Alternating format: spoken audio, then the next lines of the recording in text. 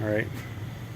So when you start, you got to make sure that everything is ultra clean, because you're dealing with thousandths of an inch. We want to make sure that even any little bit of dust will make a difference in the thickness of your piece. And we're going to cut it very, very close to the finished size, so you can't afford to have anything making the parallel bars sit crooked. Okay. So we're going to take our piece. We need two pieces, one on each side of the milling machine. Actually, we're going to have them side by side like this. If you have a single piece, you're going to put it in the middle, but of course we have two pieces, so you'll have them side by side right here. And I need to go get my other piece.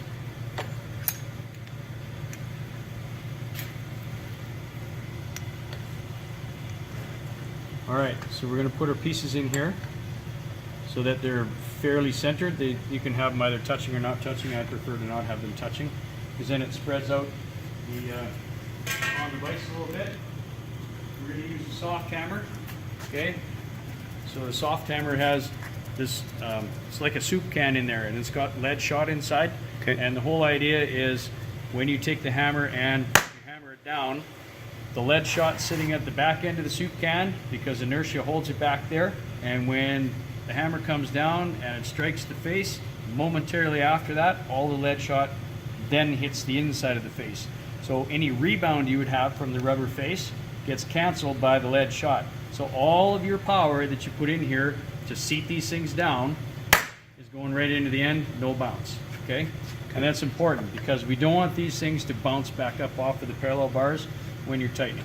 So you just tiny little tighten, a couple fingers like that, okay?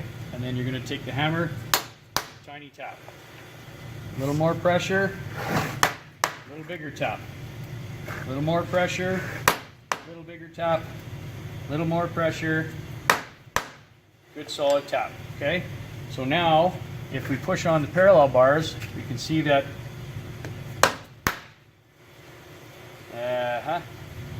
usually you can get them so that they don't move, but if they're just barely moving, that means that it's fairly tight and flat and square, okay?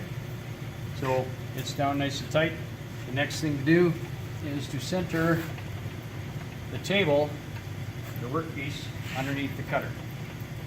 So you grab the handles on the ends of the slideways and bring your cutter over. Now this cutter will be set to the proper height when it's your turn to cut, which I'm going to do right now.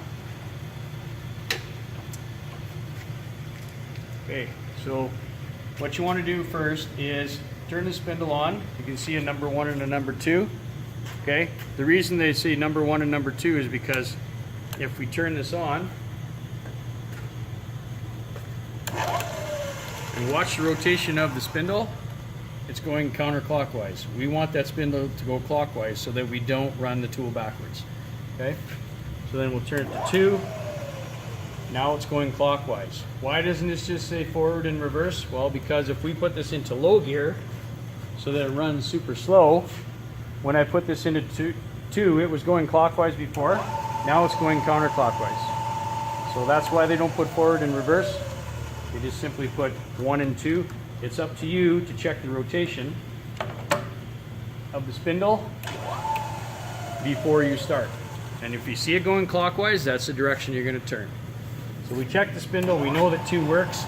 We're going to turn it on, and then we're just going to simply, I'm going to set this up. But like I said before, it'll already be set for you. Oopsie, a little firm.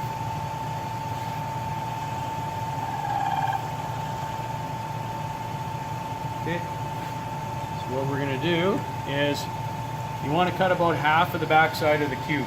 So you just stick your head over here, put the front edge of the cutter at about the midpoint, a little past the midpoint, and then we're going to turn at a rate of about 1001 per turn.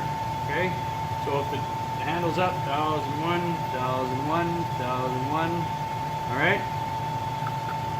So before we start, we're going to put a little cancer juice on there. Little dab will do ya. That's all we need. Okay, more juice makes more smoke.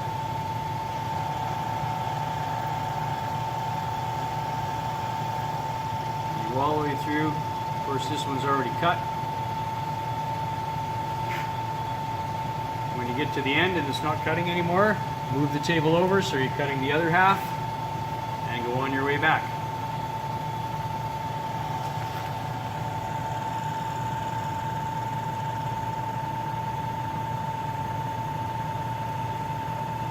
Alright, and then before you're finished, you want to make sure that you move the table over so that this little stop is all the way over to the end near the block here, so that the next person has room to use the hammer. And there you go. Take your pieces out, clean up your mess, next person goes. Repeat.